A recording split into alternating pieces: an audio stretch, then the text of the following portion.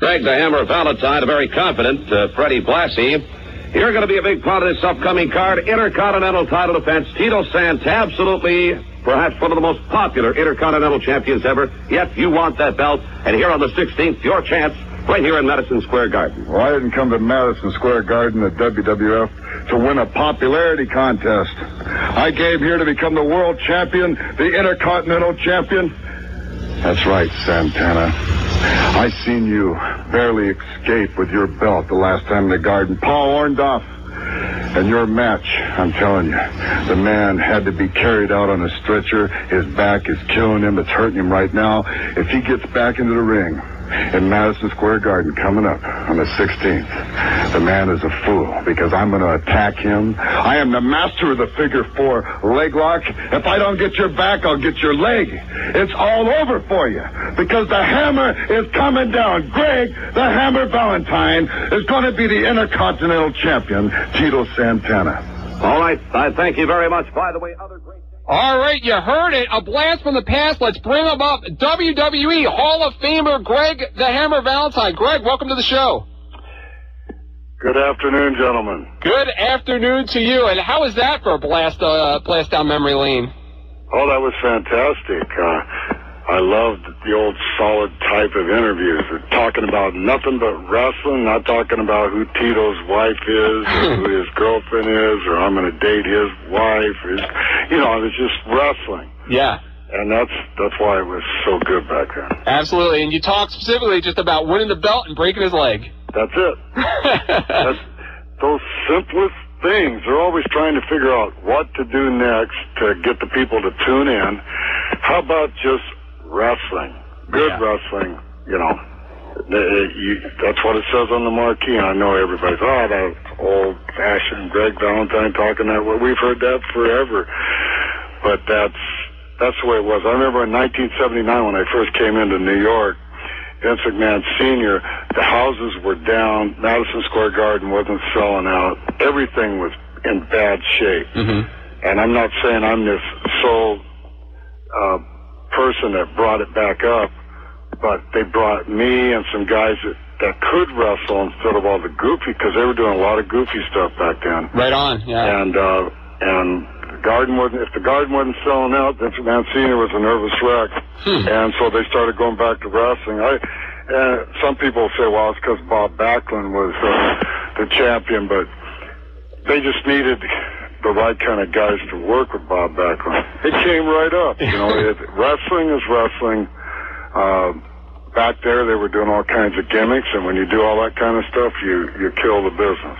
Yeah, absolutely. The fans just want to see the wrestling. I mean, a little bit of gimmick is okay, but... It's a little crazy these days, huh? Yeah, it's hard to follow. And another thing today, I just wish, that they would leave the belt on a champion. So as long as, I don't even know who the world champion is, and I don't know who the world tag team champions are. Let those people have the belts for a long time. I mean, that's what it's about, You get a champion, you let him run with it. Absolutely. Absolutely. I'm 32 years old, and I started watching wrestling when I was 7, and that's how I grew up, was just, going to I'm here in Philly, going to the Spectrum every month, seeing the champion come back. Hogan was here several years, Backlund 5 years. You as Intercontinental champion had a good run, and it's not the same anymore. Yeah, I had a good run with the tag team, too. I had the Intercontinental about a year, and then the tag about a year, so... And I should have had it longer, but,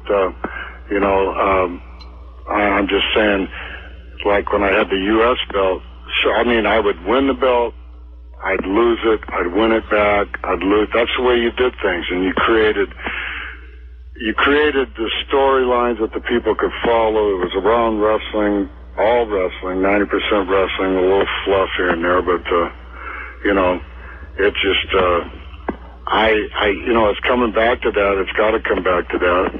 I was part of the Hall of Fame last year, and that was their main theme, getting back to where it all started. They haven't really done it all that get together yet, but I know they've hired a lot of different people. In fact, I even have a interview with them in WrestleMania out there. I've been invited out to that. Oh, wow. And they're trying to get, I'm not saying get the old wrestlers in the ring, but behind the scenes, getting them to help with storylines and stuff, and they're open for suggestions because, you know, and it's good because it needs to go back to that. Yeah, absolutely. Now, going back to what you were saying earlier when we were talking about the promo, how would you have reacted if you walked in 1979 or 1980 and you had a writer there giving you a script of everything that you had to say and didn't give you much freedom at all to cut your promos? Oh. Well, they started doing that when NBC had the Saturday night's main event, and they just gave me little lines, but I could imagine what it would be like if you had a couple of paragraphs you had to speak, and by memory, like a script, like in a movie, and you couldn't ad-lib because wrestling is all ad-lib. Mm-hmm. I could say, well, this is what you want me to say, but I have to say it in my own words. That's method acting too, you know, so it really aggravated me when they gave me, they had a teleprompter and I had to look into that and say even just a few sentences, you know. Right. I hated that because you could tell and you could tell that I was reading it, at least I thought you could tell, so. Right. Now, what did it mean that last year to you? You know, it's fans like myself, we all remember the Hammer growing up, you know, but a lot of the new generation, they weren't too exposed to you, and then last year you were exposed to a whole new generation being inducted into the Hall of Fame and at WrestleMania. What did it mean to you to be inducted in last year's Hall of Fame? Well, I definitely was flattered by it. I didn't expect it, because I hadn't talked to the WWF hardly at all since I left. Mm-hmm. But I didn't leave on bad terms or anything. You know, I just was, you know, out of a job. Yeah. So I went other places, and I managed to stay. Honestly, gentlemen, I've never done anything else in my life to subside or, you know, add some income in my career, in my 35-year career of wrestling. I've never done anything but wrestle. Wow. I never drove a cab on the side. I never shined shoes. I never sold cars. Keep it afloat, you know. I'm not the wealthiest of all the wrestlers, obviously, but, you know, Hulk has got lots and lots of money, and Flair does. Yeah, absolutely. I was fortunate to make a lot of money, but, you know, I never got rich from it, and so I'm still much involved in the wrestling business because I want to be, and not really because I have to be. I want to be. It's my whole life. It's my whole career. A career is my life. And when they brought me back into that Hall of Fame, it brought life back to my career. Now I'm being recognized. I still do a lot of independent wrestling. I go around and give seminars at different wrestling schools, like a package, and you know, they bring me in to wrestle, then I talk the next day and teach the guys, talk to them, mainly just talk to them. Mm-hmm. WWF Hall of Fame really helped me in that part of my career. Plus, I'm getting ready, got a lot of stuff written down to put my book together, and it's just a different phase of my career. What the WWE wants to talk to me about, maybe they want me to help them, you know, be an agent. I don't really know if Greg Valentine be a good agent. I might be. I could be a good sergeant. They want me to be a sheriff in this upcoming movie that I'm going to do, which I don't even know the name of yet. I got a script here, but if they want me to be like a sheriff and rock down the halls and say, okay, you guys, let's get it together, you know, I could definitely do that. I could definitely teach, and I could definitely see the quality. I would just like to be able to watch matches, quality, and be the guy that could go in and say, that stunk. Right. You need to change that. That stunk. You hit the guy 15,000 times in the head. The first punch should have knocked him out, but you hit him 15 times. Come on.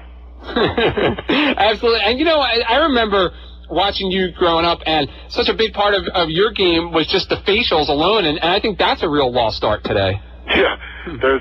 You know what, these kids, they get out there, there's some good ones, but the expression, they forget that their expression and they can get so much by less meaning more, and everybody's heard that, and that's what they got to go back to, because you've got to slow it down, you've got to believe in yourself, so much that the people in the front row and up there in the popcorn seats, they believe in you too. But that only comes after years and years of pounding and wrestling, psychology like that. It's also physical.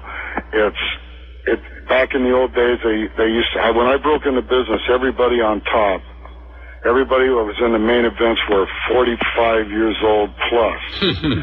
There was nobody, maybe the underneath card was all young guys. Right. And the reason for that was they figured it took 10 years to become a polished worker and to pay your dues and know the psychology. And I don't think it takes that long.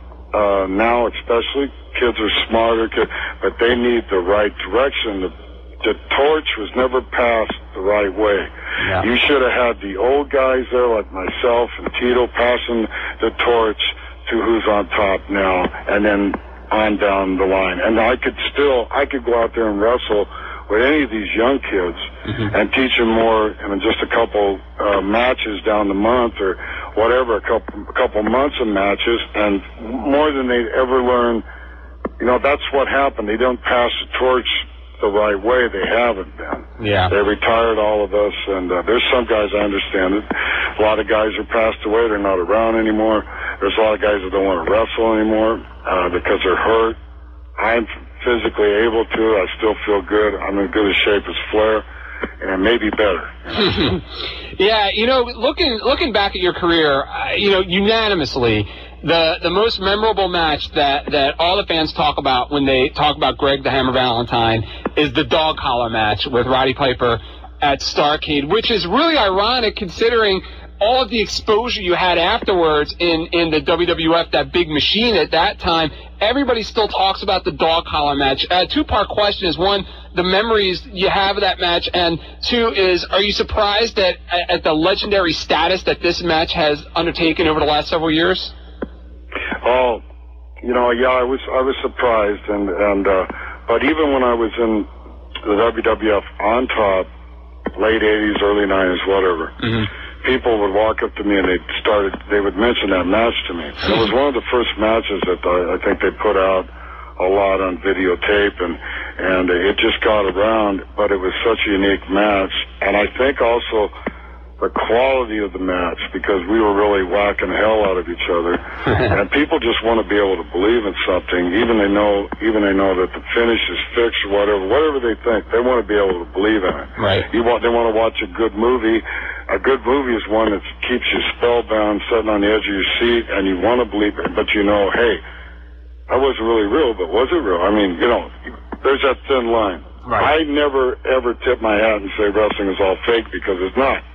Because I've been in too many damn matches, and I've hit guys as hard as I could after they hit me as hard as I could because they were mad at me, and I call that pretty real. Yeah, absolutely. But we got back to the whatever they want, promoter wanted usually, or we just got out of the ring and got mad and walked away and not do a finish, and that's happened too. Or the finish, I changed the finish because I got mad at the guy, knocked him out, and I beat him.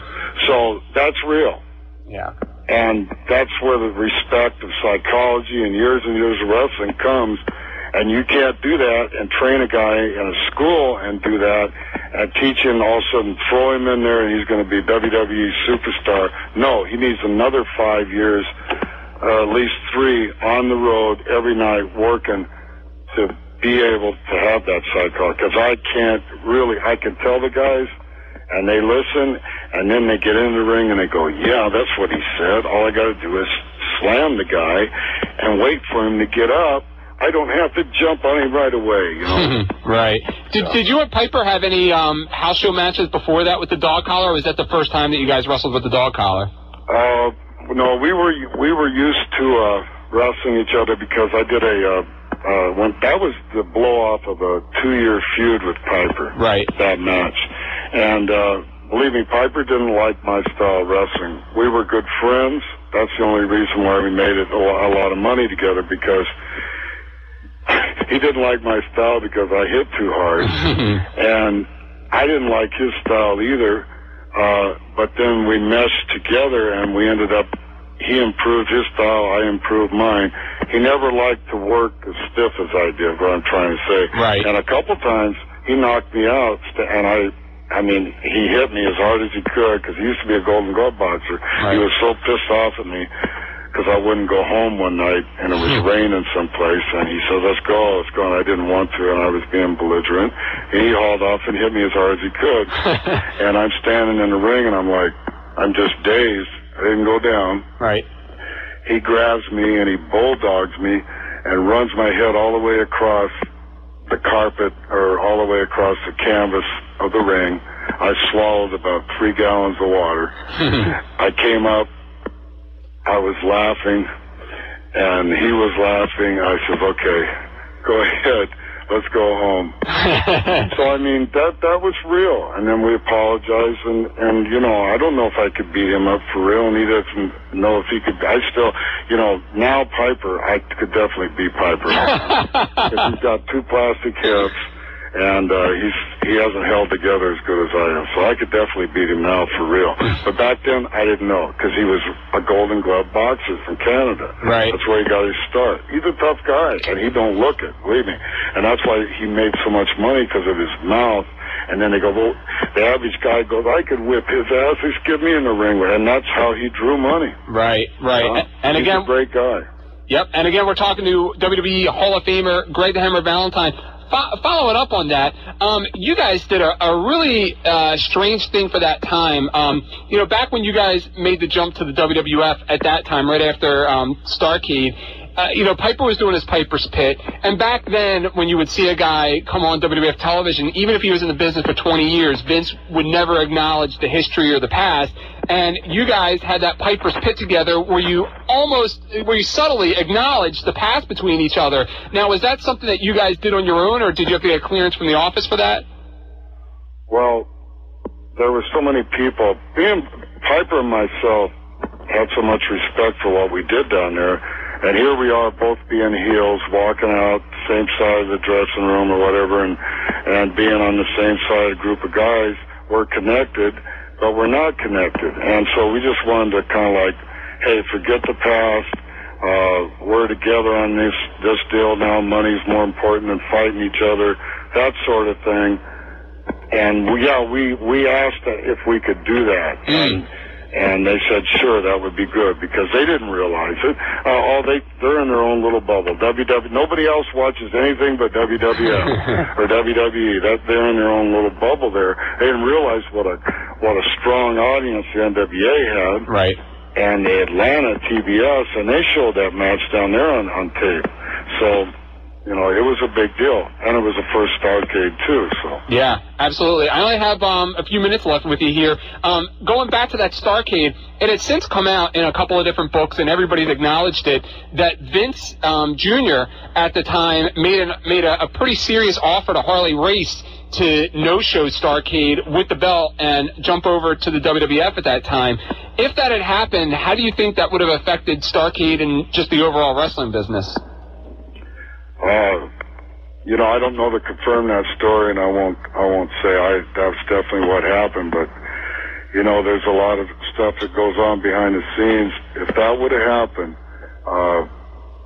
the WWF, well, they took over everything anyway, but right. it had been a more sudden death for the NWA that was WCW.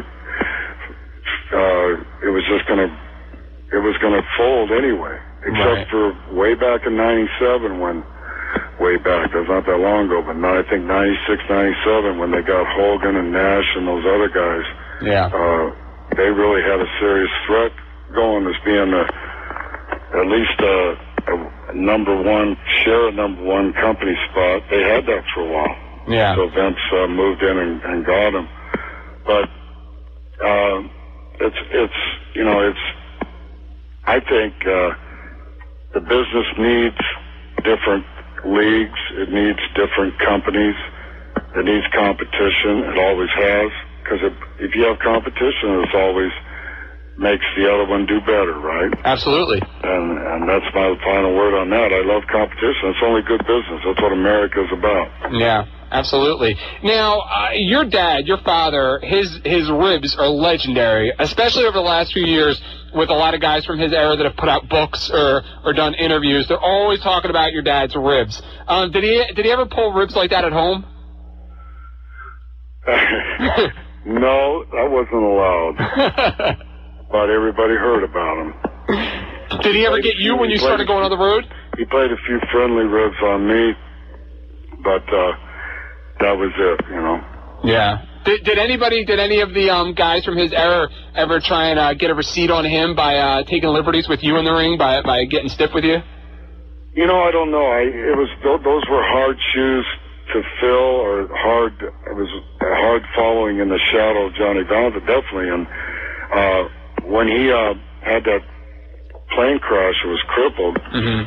Everybody finally felt sorry for my dad, and so it took the heat off me too.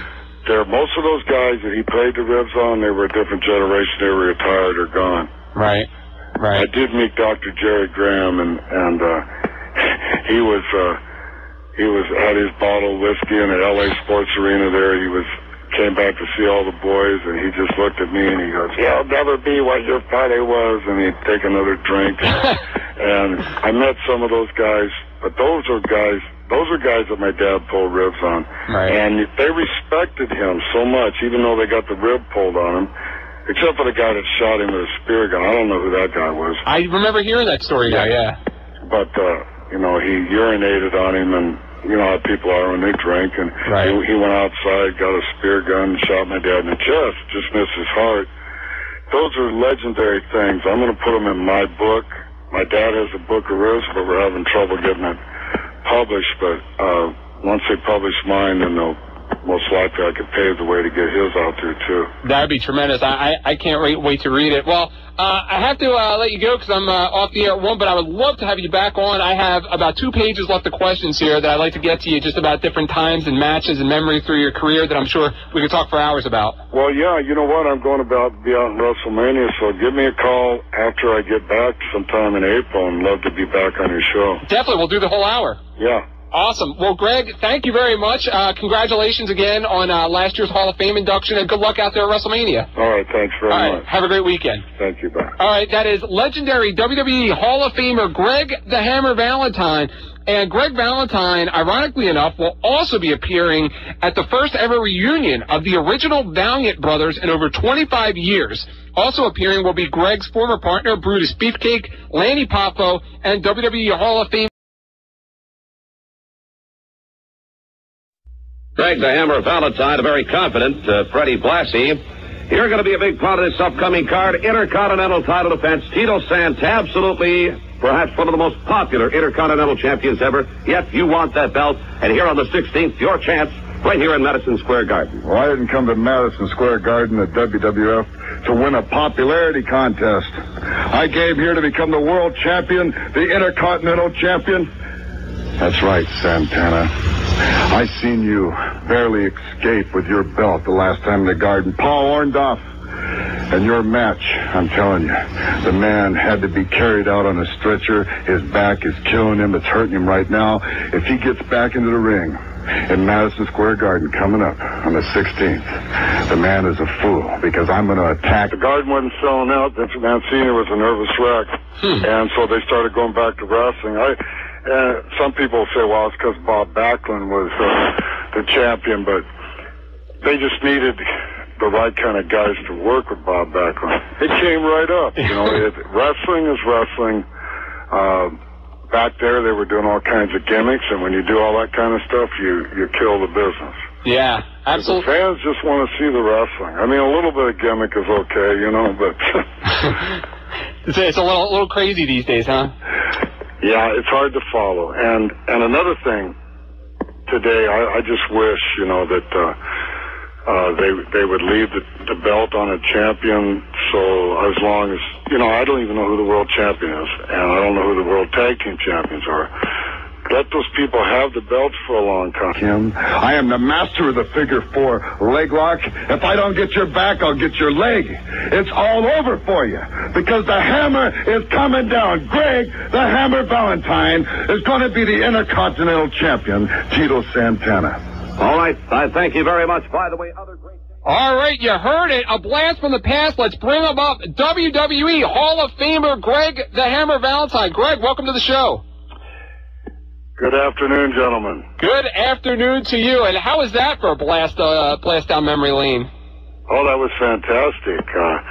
I loved the old solid type of interviews. They're talking about nothing but wrestling, not talking about who Tito's wife is or who his girlfriend is or I'm going to date his wife. It was just wrestling. Yeah. And that's why it was so good back then. Absolutely. And you talked specifically just about winning the belt and breaking his leg. That's it. That's those simplest things. They're always trying to figure out what to do next to get the people to tune in. How about just wrestling? Good wrestling, that's what it says on the marquee. I know everybody's, that old-fashioned Greg Valentine talking that way. We've heard that forever. But that's the way it was. I remember in 1979 when I first came into New York, Vince McMahon Sr., the houses were down. Madison Square Garden wasn't selling out. Everything was in bad shape. Mm-hmm. And I'm not saying I'm this sole person that brought it back up, but they brought me and some guys that could wrestle instead of all the goofy, because they were doing a lot of goofy stuff back then. Right on, yeah. And Garden wasn't. I mean, that's what it's about.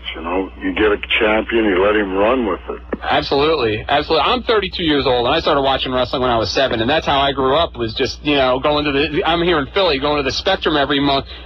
Seeing the champion come back. Hogan was here several years. Backlund 5 years. You as Intercontinental champion had a good run, and it's not the same anymore. Yeah, I had a good run with the tag team too. I had the Intercontinental about a year, and then the tag about a year. So. And I should have had it longer, but, I'm just saying, like when I had the U.S. belt, I would win the belt, I'd lose it, I'd win it back, I'd lose. That's the way you did things, and you created the storylines that the people could follow. It was around wrestling, all wrestling, 90% wrestling, a little fluff here and there, but, it just,